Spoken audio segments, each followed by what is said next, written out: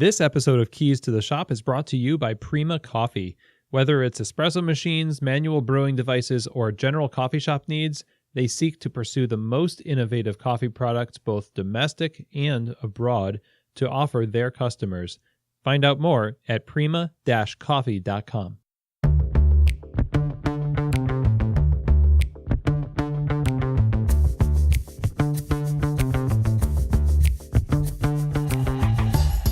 This is Keys to the Shop, episode 73, Being Awesome at Your Job with Pete Mockaitis. Hello, everybody, and welcome to another episode of Keys to the Shop, where we give you insights, inspiration, and the tools you need to grow as a coffee service professional. My name is Chris DiFirio. I'm your host for the show. Happy as ever to have you along. We are talking about some pretty interesting things today that will help you, no matter where you are in your career, be awesome at your job. Pete Mockaitis is going to bring a ton of value to your career, so I can't wait to get started into that. First, I want to thank our sponsor here, Keys to the Shop, and that, of course, is Prima Coffee. So Prima Coffee is a specialty coffee equipment supplier based out of Louisville, Kentucky, and since the beginning of their company, they have set out to make the best brewing equipment available to the general public.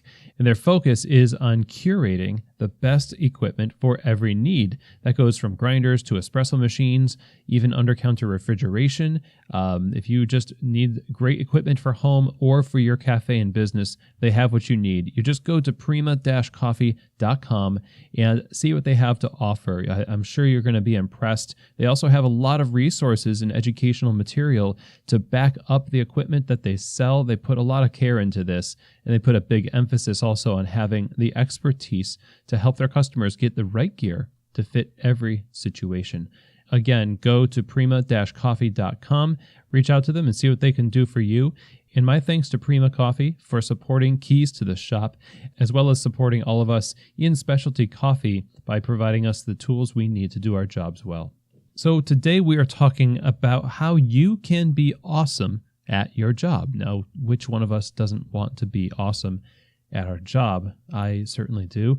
And it's more than just the details of the job itself. It's the way we approach work. Any job, how we approach it is going to determine how, quote unquote, awesome we are at it and how awesome we feel doing it. So today, to help us lay that foundation, we are talking with Pete Mockaitis, who is the host of the Awesome at Your Job podcast. It is currently one of the most popular career podcasts in the world. And on top of being the host of the Awesome at Your Job podcast, Pete has delivered one-on-one coaching to over 700 professionals from elite organizations like Google, the UN, Goldman Sachs, Apple, McKinsey, just to name a few, representing 50 countries and every Ivy League school. So Pete really knows a thing or two about coaching people in their careers. And this is why his podcast is so popular. And it's a really well done podcast, as well as incredibly valuable. Highly recommend you go and subscribe to Awesome at Your Job podcast. He's just super passionate about helping people in their careers and giving them the tools they need to grow in their jobs, just like the goal of this podcast. So in that sense, Pete and I are kindred spirits, and this is a great conversation, I think, that's going to help you really lock down some of those skills that you're going to need in your career to grow and to really become awesome at your job. So let's get to my conversation now with the host of the Awesome at Your Job podcast, Pete Mockaitis. Pete, hello, and welcome to Keys to the Shop. Oh, Chris, thanks so much. It's so fun to be here.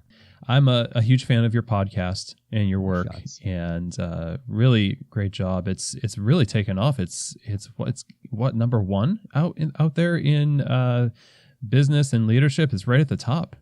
It's usually in the top 10 of the careers subsection, and it's so funny though.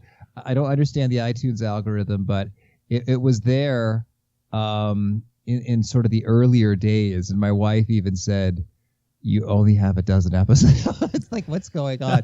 and so, but I don't know. I see that like things pop up and then they pop down. But I for whatever reason, I have been fortunate to have it not pop down. I think part of it is new subscribers. And thankfully, opportunities like this where more people get to learn about it, helps fuel that. So yeah, I really appreciate it. Well, it's highly recommended. You're providing a lot of value in the episodes, collecting a lot of wisdom from the industry, yours included. So, and that's what we're here to talk about, really. But I wonder if you could tell us about your work at the podcast and how you came to be so obsessed with helping people develop their careers.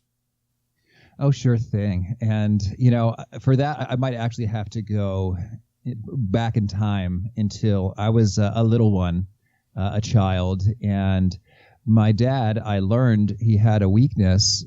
And whenever I wanted to leave the home, I would just ask him to take me to the library. And, as I'm learning, if my son now, 1 month old.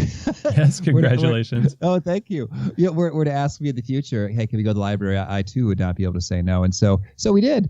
And then I got into this little habit where I would get interested in a topic, read a lot of books about that. And then sure enough, I would see improvements. So maybe they were nonfiction. So maybe I'd read about photography and I would take better pictures, or I'd read about chess and then I would get better at chess and be able to beat my dad without him letting me win. And it was pretty cool. I was like, whoa, books make you better at stuff. And that was sort of like, as maybe a 12-year-old, I was kind of excited by that. And then I discovered this whole realm of books, success, goal setting, leadership, communication, all that stuff. It's like, whoa, these books make you better at just living life. So by the time I was in high school, I was kind of pretty sure I wanted to be a motivational speaker, I thought at the time.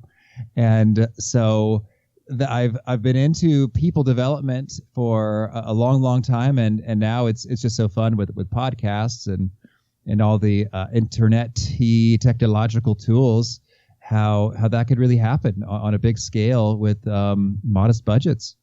You've seen a lot of transformation in yourself just by pursuing learning in different areas, and no doubt you've seen a lot of effectiveness through speaking and helping other people, right? Oh, yes. And it's so rewarding, to get the email or the indication that you've really made an impact. And so folks are like, oh my gosh, I got my dream job. They're so excited. Or it's like, I tried this thing you said and it totally worked. Like my relationship with my boss is so much better now. It's like, I made the decision that I'm not going to pursue that option, even though it's more prestige or whatever, that it won't make me happy. Like, it was just cool to see, that knowledge turns into action, which turns into results, which is just thrilling. Great. So the title of your podcast, How to Be Awesome at Your Job, or Awesome at Your Job. And it makes me wonder, we all want to be awesome. Awesome sounds awesome. And I wonder, though, how do you define awesome? That's a fine question. And in some ways, it's sort of like, when you see it. But I can't cop out. I'm going to say, if I had to, that you are awesome at your job if you are sort of delivering, you're enjoying, and you're growing sort of each day. So it's like you are taking care of what you're responsible for, and your stakeholders are delighted. Like, yeah, this is good. Thank you. You're having fun with it. So you don't need to like sort of escape and get into a different job. And you're learning and growing and developing. It's not sort of just a doldrum. You're sort of continuing to flourish and evolve in cool ways. And I think it's all kind of mutually reinforcing, as you get better at stuff because you're growing, you deliver better stuff, and then people think you're swell, and it's more fun because there's more appreciation, and then that in turn is motivating. So it's just sort of a beautiful cycle. So in the pursuit of being awesome at your job, and that's a great definition, there is a sense in which we all feel, and I think this is where you've hit a nerve with your show, we feel not so awesome. We feel like we're missing something. There's a void in our little work hearts, and we need to fill it somehow and get more fulfillment from what we do. So, I mean, what is one of the most, or some of the most common reasons we fail to really thrive in a given job or feel just less than great? Well, I like the way you've articulated that, and because, as you share it, there's a bit of sort of mystery to it, It's like, what's going on here? And, and I think that is kind of, if I had to pinpoint one thing, it's a bit of a, you don't know what you don't know sort of a situation. Like, so even as you asked the question, it's sort of like, it's like something, it seems like it's missing, maybe, and you don't know what you don't know and what that is. And so I think it's interesting to really, dig in and sort of get a sense of, what does it take for you to enjoy yourself in a job and to find fulfillment. And we can have a whole conversation about that. I guess, short version, it has something to do with you helping, serving people, and you utilizing your strengths and what you're good at in a role that kind of just is working for you in terms of is not too just like depressingly draining and intensely exhaust all of your personal resources of time, energy, and attention. But so that's the short answer. But in practice, it really requires a lot of really, deep conversation in terms of getting feedback and reflection and asking yourself the hard questions and looking at your expectations and needs and values and how well is this current role matching them up. And it's so fascinating working with clients. I see sometimes people expect too much from their jobs, in terms of it's going to, provide all of the fulfillment in life there is, and no job will. It's so funny. I keep thinking about coaching, how I often sort of very patiently, I'm asking questions to lead people into insights. And today you got me in a mood, Chris. I'm just jumping right to the bottom line. No job will, fulfill all of your needs as a human being. But it can certainly fulfill a nice chunk of them. And so some people expect too much from their jobs, like it's going to fulfill everything. And some people expect not enough from their jobs in terms of, well, it's a job and I get paid. And so, I guess I should be satisfied. It's like, well, hey, it's called work for a reason, and so it's kind of like, no, I think it's about sort of calibrating to the sweet spot. It's like you can have a job that you enjoy doing and that you're learning and growing and having positive interactions with people and feeling like it matters in some way. Like that is well within reach for most professionals. Yeah, it is a complicated process, it sounds like. I mean, of self-knowledge and fulfillment of your greater mission and vocation. And you're not going to maybe be in the same career 10 years from now. You might switch careers, and that would be pretty difficult too. And we feel like we need to stick with what we're doing because we've got so much time invested into it. Yeah, certainly. And there's all these hang-ups and hijacks. I just recently discovered something so fun. It's a cognitive bias cheat sheet. It's available on Medium. We might link it in the show notes. And they put together, through just like look at Wikipedia and other sources, 188 different ways that we tend to make errors. And we humans are less than rational and making decisions, and someone turned it into this gorgeous diagram with subsections, and I totally want to get it printed and put in my office. And so you're right. There's a lot to be figured out in terms of arriving at that self-awareness, and then all sorts of little hang-ups. And so if I might just speak to one of them right now, I would be the realm of the should. And it's sort of like we think that we should take a job that has more responsibility or more money or more prestige or follows, your historical career experiences or is in conjunction with your training or education background. And really, to quote, I never know how to say his name right, Tal Ben-Shahar was the professor of the happiness class at Harvard and the author of the book Happier. He says, happiness is the ultimate currency. And I totally dig that. It's sort of like all the other stuff whether it's prestigious or, you're going to make a lot of money, is sort of secondary in terms of, well, how important is that? How, honestly, in your heart and in your value system, how important is prestige? And maybe it's pretty important, and maybe that's necessary to be happy, and that's okay. It's good to know that about yourself, and then you can sort of make decisions appropriately. Versus, how much is it sort of enslaving? Is that like a set of shackles that is just holding you down, and you can just choose to leave it behind and say, you know what, I'm going to be a teacher. Or just whatever it might be, because that's going to be awesome, even though it kind of feels like I might not be taking a great advantage of my master's in electrical engineering. There you go. Well, that's really good timing to talk about this as we get into our discussion today. I subscribe to Seth Godin's blog, and today's blog was talking about falling out of love with old ideas, and why editing is so difficult is, in order to make a new thing, you have to, or to make the old thing better, you need to destroy it first.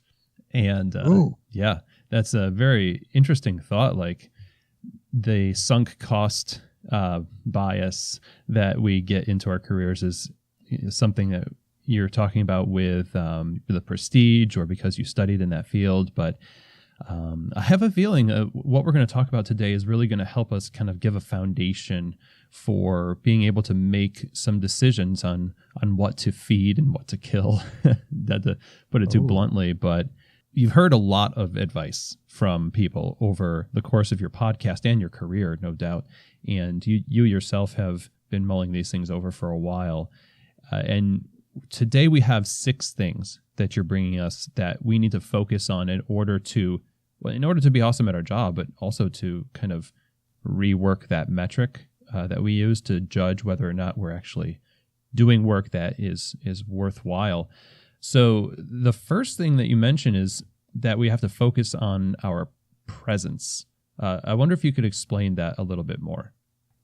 Well, when I talk about presence, I'm just saying that folks who are awesome at their job really do show up in a sense that they are alert, awake, alive, enthusiastic, and good to go. And so it's amazing how often sleep, for example, has come up on the show in terms of how that's really necessary, and how we tend to not do enough of it, and it does so much good stuff. You know it, you feel it, but it actually is resulting in a higher quality thinking and work output. And similarly, a lot of folks have mentioned, meditation or a mindfulness practice as just sort of being the antidote to kind of nonstop stress and distraction, another thing calling out for your attention. And so if you have that practice, you sort of are building up, just like you'd build up a muscle, the capacity of your brain to focus upon something and to let go of some other things. And with that, you can really zero in on what is the thing that's worthy of my attention here. How can I listen, super well and presently with the person here? And then that just sort of, spills over into the other areas in great ways. It sounds like we can find ourselves maybe wishing we were somewhere else, or our mind is not invested into our work until something goes wrong. Oftentimes, then we wonder what happened, or snap back into reality. Certainly, and it's not a pleasant way to live, being snapped this way and that way, and so then to feel, I don't know if you could call it triggered or just irritated or grumbly. It's sort of just getting into these mental patterns. I had a guest, Dan Harris, who's a broadcaster, and he wrote a book about meditation, and he said he thinks about it giving you the power of being able to say to your brain, well, there you go again. You're starting this whole situation where nobody appreciates me. I should quit. It's unbelievable.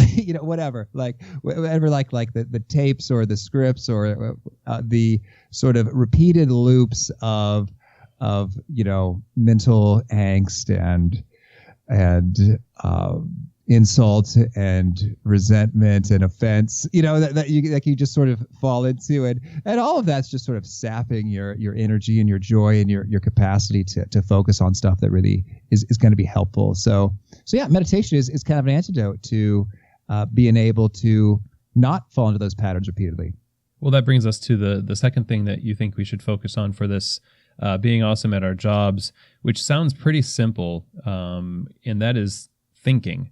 I think we all think, but it sounds like it's the quality of our thinking that needs to. We need to think a certain way. Help us out with that one. Sure thing. Well, it's interesting, and again, talking about those cognitive biases. It's like we tend to get hijacked in so many simple ways. So here's one example. Like I think sometimes we don't have a clear sense for what really we need to sort of prove out or know or test. And instead we take any positive or negative signal as being the thing. So for example, it's funny. Sometimes I'm coaching folks and we say, okay, hey, as we're doing this exercise, would you like the feedback real time or at the end? And then they say, oh, well, I don't know. What do you think? And I say, well, real time's nice in terms of being able to sort of make the learning connection in the moment. And say, okay, that's good. Let's do that. It's like, oh, but I also had something good to say about the benefits of at the end. Oh, at the end is a more realistic simulation of what it's really going to be like. And that could build confidence. So it's intriguing. Like I think that's often the case if you've seen maybe a presentation in which they're just sort of giving you, like, I call them like random facts.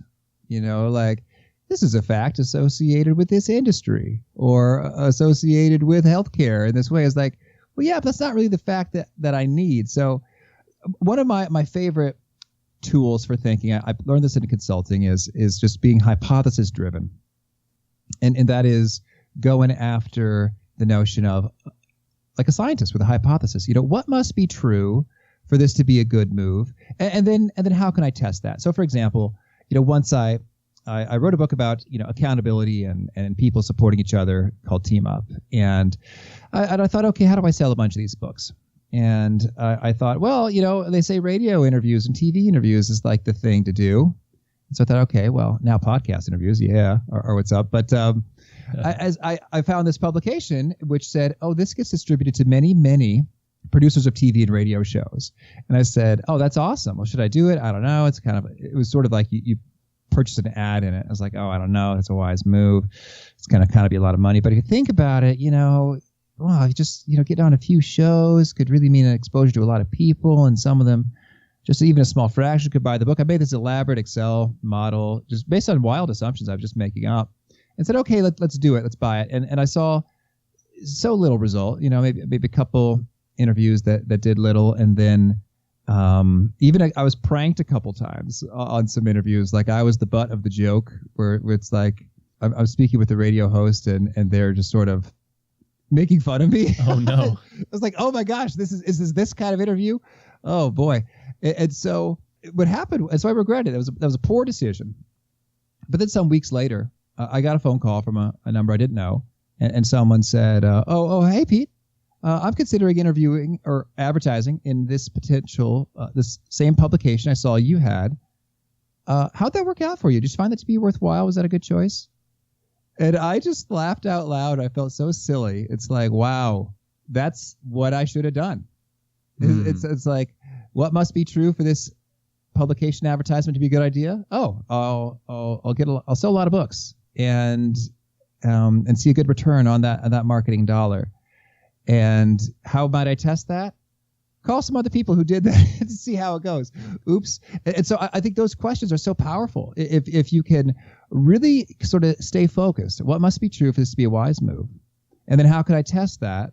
Then it really prevents you from getting hijacked. Like, oh, that's some positive news. Then we're done. Like, oh, it's not quite enough to have sort of one little positive signal. You got to say, what's the full set of things that I need to know?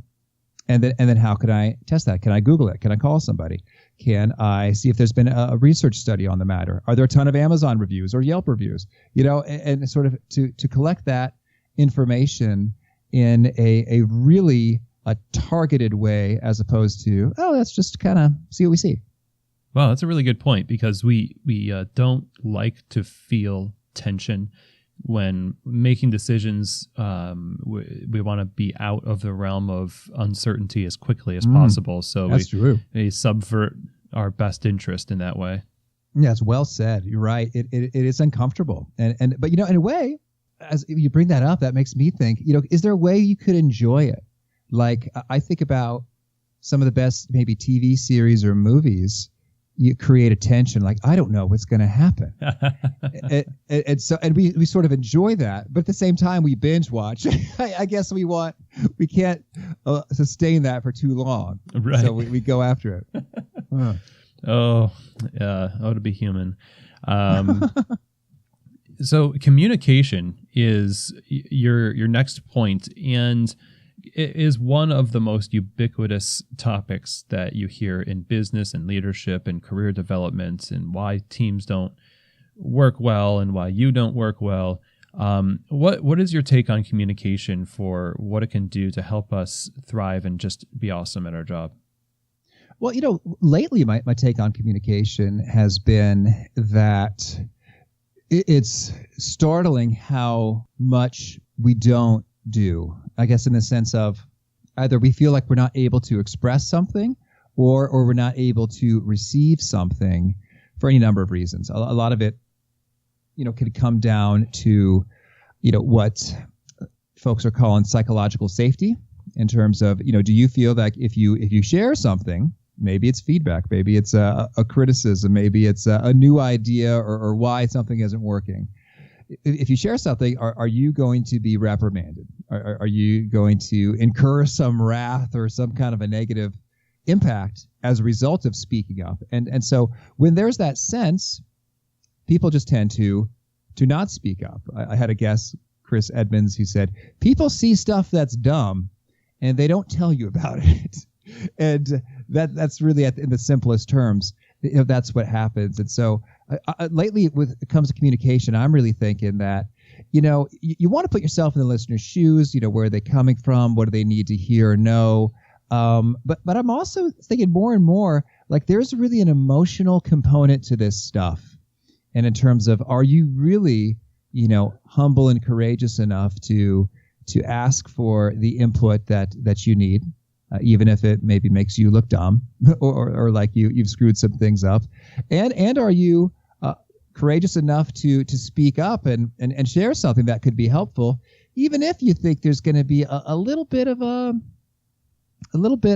a reaction that might not be super pleasant. So that's really what I've been thinking about lately is how can you sort of share with people, hey, I'm on your side. I really want to make sure that you're successful. I really want us to make a great impression, and here's something I'm noticing that I think might work against us. So just sort of as kindly and diplomatically as possible to say what you need to say. And I think Kim Scott, we had her as a guest, was awesome. She talks about radical candor. She says to care genuinely, challenge directly, and care personally. I think I might be getting the adverbs wrong, but that's the idea. Is like you could cover the stuff that needs to be covered, and still really be caring about somebody. And in that way, it's powerful and cool. Transformation can emerge. Nice. So you're really putting yourself in the person's shoes who you're talking to, and also employing empathy really. And you mentioned that videotaping yourself is maybe a trick to use, because oftentimes people are busy. I imagine this is why this tool is so great. Like you see yourself, and it's probably going to be really hard, but it's the closest thing to looking at yourself from some other person's perspective. Do you find that to be really helpful? Oh, absolutely. And it's so amazing how the surprises people have when you show them some videotape, like, oh my gosh, I had no idea that I was doing that, or why am I doing that? And I think a lot of people discover when they view a video, it's like, wow, I'm kind of boring. I don't think I'd enjoy watching or listening to me. It's like, huh. And so that does, again, in that theme of having the courage and humility to go there, it can be, quite insightful and helpful, such that you are communicating in a way that is all the easier to be received and put into action. It's hit close to home for me. I've said on this podcast before where, I've got this brow that makes me look angry when I'm thinking, and approachability sometimes is an issue that I've heard from feedback, and it makes me wonder, like, what do I have to do with my face or my body language to look more approachable? Because we read all of these little cues in people's body language and the way they speak and inflect their tone that invites or disinvites open communication. Absolutely. Oh, that's fascinating and fantastic, exploration that you're doing there. For the record, I will say that your Skype sort of headshot, it looks very friendly and approachable, Chris. Oh, that's very on purpose. As I'm looking at you, I feel so comfortable. Oh, I feel more awesome at my approachability now. So when we're taking parts of our life and we're investing it into work, I mean, so much of our time goes into our vocation, and some of our, if not most of our best hours, our most alert hours, goes into where we find work. So it really matters what we focus on, and productivity in what we do and what we produce when we're at work is something that really helps us find value in what we do and helps other people value us, which is obviously is critical to advancing and doing well. How do we appropriately focus on this next thing, productivity, as a part of being awesome at our job? Oh, sure thing. Well, what's so fascinating is that I think David Allen, his book Getting Things Done is so awesome, and he was a guest too in episode 15, which was an honor and a joy to have him. Nice. It's like a role model of mine for so long, and he has a turn of a phrase which I love so much. He talks about how you are often just working on whatever is latest and loudest, in your world, as opposed to the stuff that is really going to make the impact. And so I think that that's really worth reflecting upon in terms of, are you planning the day and tackling the big stuff that matters the most, or is the day just in charge? It's like whatever phone call, email, drop by situation has presented itself in front of you, and just because it's the latest thing, it is the thing to do now. And so I think that's really good to get some real clarity on what really is most important here. And I had a guest, Jay Papasan, who co-authored the book The One Thing with Gary Kelly, which is so good. Mm-hmm. And the question that they use to uncover the one thing is something like, what's one thing I can do such that by having done it, everything else will become easier or unnecessary.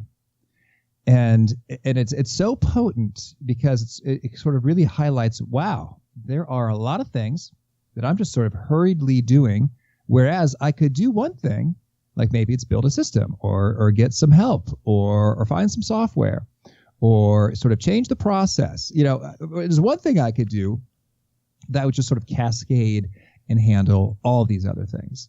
And so I think that is a huge eye opener, and I'm always trying to ask that question. Another tool I love from consulting is we talk about the 80-20 rule, or Pareto's law. Mm-hmm. And the scoop here is Vilfredo Pareto is an Italian economist who noticed that about 80% of the land was owned by about 20% of the people. And then he thought, how curious. And then he noticed that this relationship appears again and again, like 80% of revenue comes from 20% of customers. And with the to-do list, 80% of your results will come from 20% of the hours or the items, on that to-do list. And so it really is quite striking then that I've played around with this at Excel in so many ways, but the implication is, okay, if call it 20, let's just say we're talking about hours and results. So in other words, 20 hours could produce 80 result units, with 80 hours presenting the resulting 20 result units. If I look at the ratios, I love the analysis. If I look at the ratios of result units per hour, the vital few hours, as Pareto would call them, are giving me 4 results per hour, and the trivial many hours are giving me 1/4 result per hour. Thusly, the ratio of impact of 4 to 1/4 is 16x. And so I hope these numbers aren't just like washing over like, oh my gosh. But I think that's important because it's not just that hey, when you prioritize stuff, that some things are a smidgen more important. Like, you know what, this is going to be 30% more important. It's like, no, this is going to be 1,500% more important. This item is 16 times as valuable as that item. And so it's going back to the thinking. It's really worth investing some time to sort that out. Well, what's what? And even though that time is not being put into output, that time liberates subsequent time to be focused in on the powerful high leverage stuff. And thus it's huge. That planning, strategic, critical thinking, creativity stuff, it can make a world of difference when you're zeroing in consistently on the vital few. Yeah, that is huge. Just it seems therapeutic and a bit of escapism, like a fiction novel, the work that doesn't really yield a lot of results, but it's kind of entertaining for us in coffee. Oftentimes that looks like competition season is coming up. So a lot of people where they should be practicing their shot extractions, are really fine tuning their competition music and kind of procrastinating in a way that makes them feel as if they're making progress, and then they'll use that good feeling to propel them into the things that they really don't want to do. But it's interesting that to think of it in, like Brian Tracy talks about, eat that frog, like do the worst thing first and work on those things that yield the most results. But it takes a little bit of faith that the discomfort is actually worth it. Oh, that's very well said. Well, I'd love to go deep into the world of coffee competitions, but your listeners are like, yeah, Pete, I already know all about that. So, right. But that notion of the music, and that's great. So we talked about latest and loudest. I think it'd also just be like, what do you? And maybe we just add another L. Hey, latest and loudest and like, and you just like doing, like that's kind of what's driving the show, as opposed to maybe there's something that you don't like, but it packs a big punch. And maybe, heck, you can get someone else to do that for you, round out your skill set.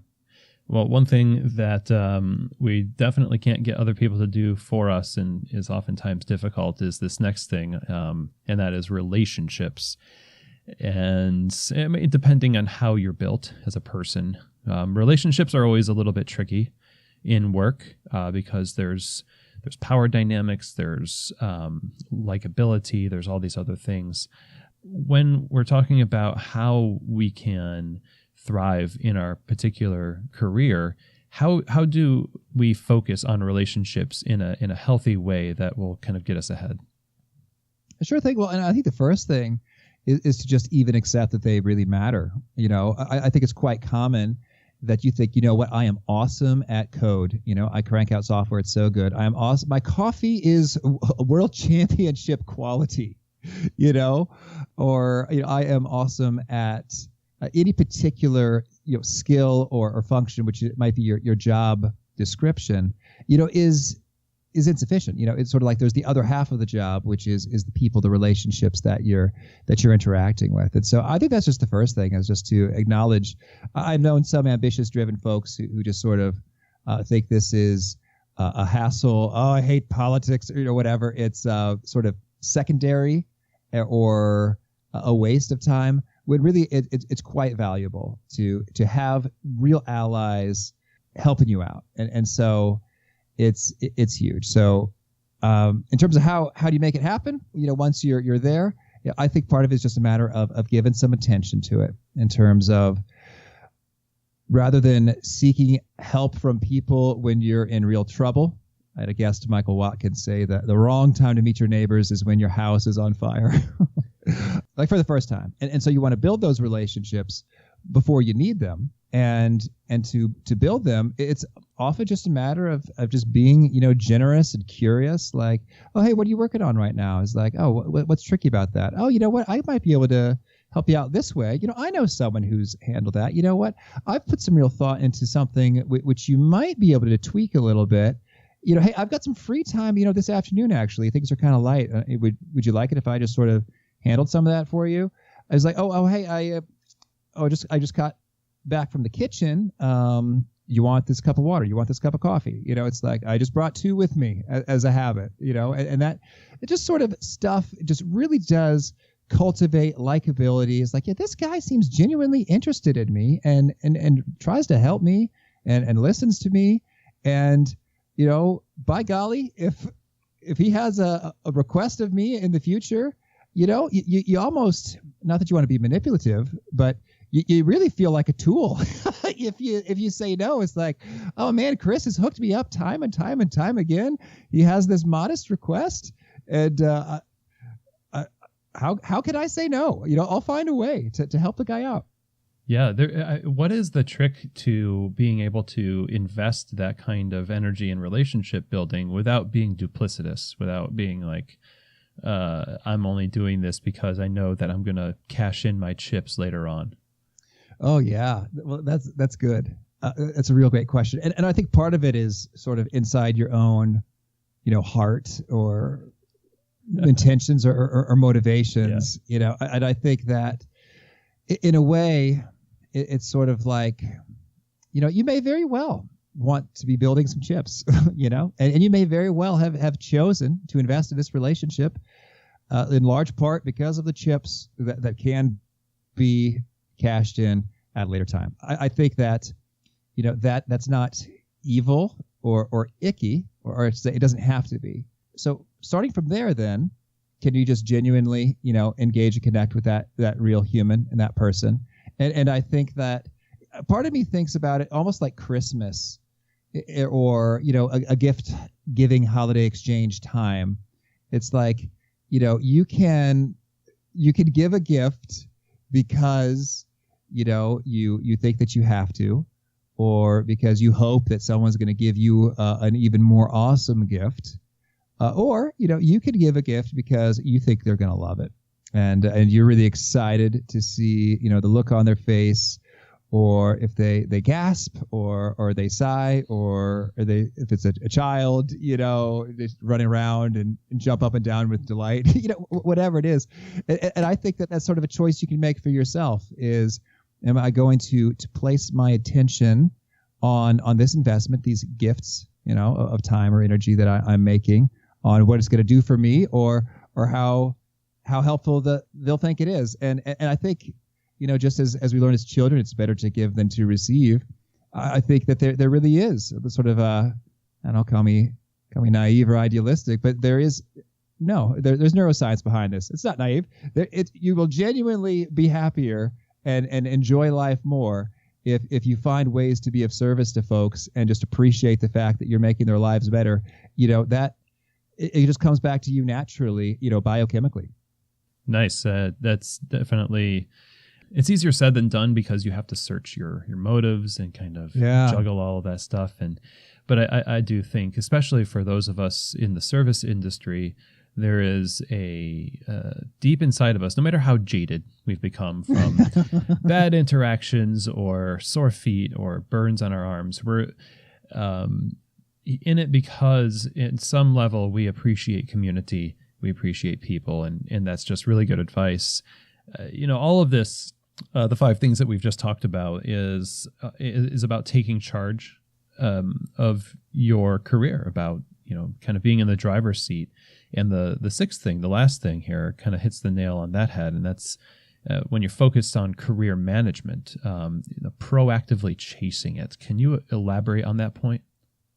Oh, sure thing. One of my very first podcast guests said that when she's giving career advice, people seem surprised again and again when they ask her, "So how did you get to that cool opportunity or to that role?" And she's like, "Oh, well, I just continually let everybody know that that's what I wanted." And they said, "Oh, really?" It's like, "Oh, I was always looking for those opportunities, and I was, running after them to try to get myself in front of them and start doing that." And thinking, "Oh, really?" And so I think this is just a matter of getting out of a passive or reactive mode for your career. And I think that, some folks may still be in sort of like the back seat of, well, I'm just going to kind of, try to do a good job, and they'll recognize that and they'll appreciate it. And with time, rewards will come. And I'd say that's more often not true. And so it's rather important so that you're really clear, both internally on what you want, and then externally, this is the opportunities I'd love to have, and then ask repeatedly, is there a way I could make your life easier in that way? Could I handle some of those pieces of responsibility for you? And to understand, what's really on the top of your priority list? What really is winning? What does being awesome at your job mean here in this context? And how can I do more of that? What do you see in me that is really great in that realm? And what's maybe something you see that's holding me back a little bit? And so just sort of getting in that proactive zone and just thinking about yourself as the CEO of your career, and sort of strategically and wisely allocating your resources to see great things flourish. I like that, CEO of your own career. Perfect. I think I took that from Angela Copeland. Got to get the credit where it's due. Okay. Either way, I love the thought. Well, I want to end here by asking. So, we're gonna go from here.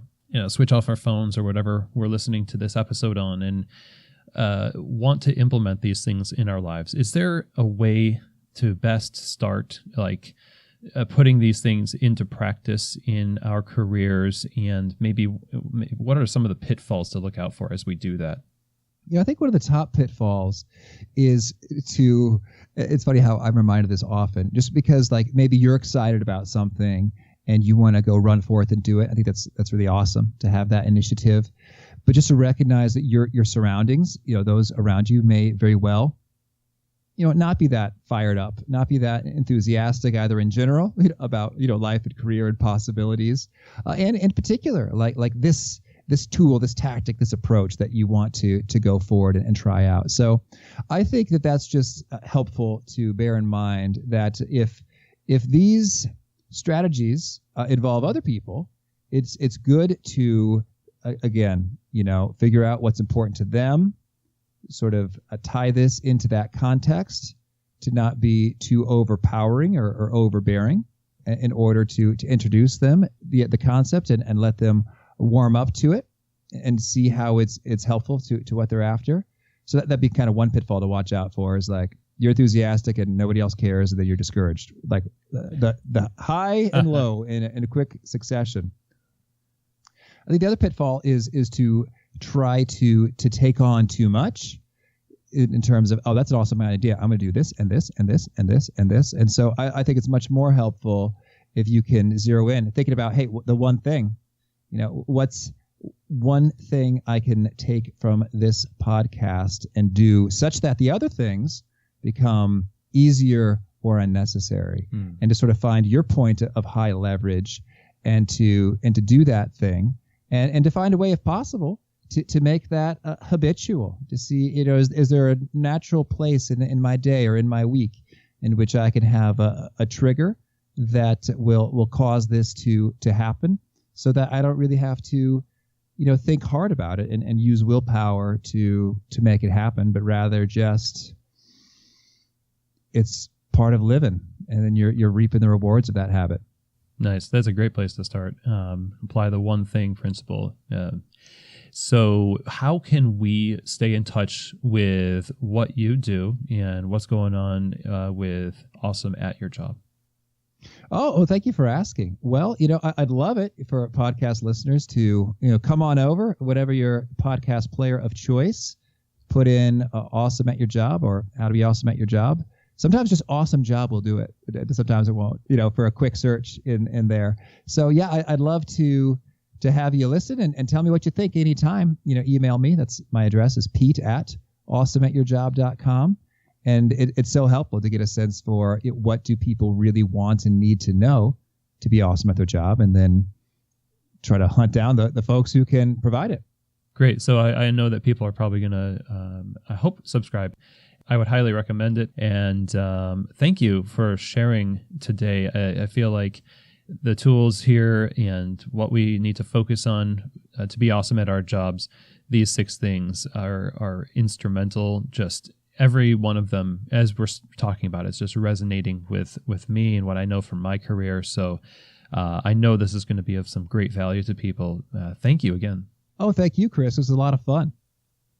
Well, Pete is coming from such a rich background with a lot of experience in his one-on-one coaching career, as well as all of the information that he's gleaned from great minds over the course of his podcast.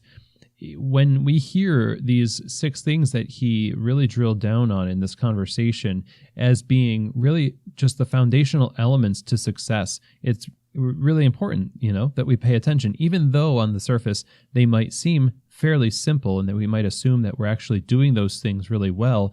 In my career, I've made a lot of assumptions about things that I've done well, only to have people around me who have maybe a little bit more of an objective view of me and my career tell me otherwise. So it's worth going back and taking a look at these things, and those 6 things: presence, thinking, communication, productivity, relationships, and career management. Those focus areas are worth kind of going back into the episode and taking notes on.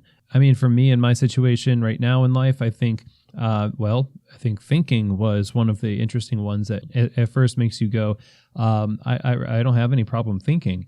But for me, going into hypothesis mode and saying, what must be true for me to be at this level in my career in 5 years, 10 years, and how will I use the time now in order to get there? Who do I need to know, and what skills do I need to have, and what do I need to read? What habits do I need to have? That practice is just something that I've really been thinking about. So the other point was made under the idea of career management and the proactive approach we have towards our career. And I'll tell you this, as somebody in specialty coffee for the last 18 years, I know that there's large chunks of time in my career where I feel like I was MIA. I feel as though I kind of let the current take me, and I really didn't have a proactive approach to my career the way that I feel I have more so now. But those 2 for me were really important. And I know there's probably something that's resonated with you in this conversation. And if that's the case, take some time to really think about that and take down some notes, set some goals, and put these things into practice in your career. I think you're going to find them extremely beneficial. And another very beneficial thing would be, like I said in the beginning of the show, subscribing to Pete's podcast, Awesome at Your Job. There is a wealth of knowledge that you wouldn't believe. He does his show 3 times a week and has over 250 episodes. There is a lot to choose from. Something that will really impact your career is no doubt waiting for you at the Awesome at Your Job podcast. You can also find him online, awesomeatyourjob.com. So my thanks to Pete for joining us on the show, going through these core principles of success at the job, these foundations that are going to help us thrive in our given roles and be awesome at our job. If you have questions or comments or feedback you want to reach out to me directly, just email me, chris@keystotheshop.com. I would love to hear from you, and maybe I can help you answer a question or just chat about coffee. something like that. Look forward to hearing from you. And when you go to the show's website, keystotheshop.com, there will be a banner that pops up and asks you for an email address. If you do that, you'll receive a welcome email. And then from that point forward, you'll receive a newsletter that will have the show notes from each episode, as well as the links that were mentioned in the conversation and some supporting links as well around the topic that we were talking about. It's helpful to have somewhat of a reference in the form of these show notes. Mainly, they're the key takeaways from each episode, and I try to include the most important pieces of information mentioned in that show. So that's it for today's show. I hope that it was helpful to you. I'm always thankful for you and your decision to spend time with me here on the show. It's my desire that every episode is of value to you. So go now and apply these principles to your career. Take a moment, take some hours, and examine where you are in relation to what we talked about today in these foundational elements of being awesome at your job. No matter where you are in your career, they're going to be helpful, especially though if you're just starting. You have the world ahead of you, and I would highly, highly encourage those of you who are managers or owners and you know some starting baristas that are in need of direction and guidance for their career. Please direct them to this episode and these principles and see how it affects their work. And no doubt they'll probably just get more awesome at their job. So have a good one. Keep making great coffee. And as always, I hope that this episode has truly given you keys to the shop.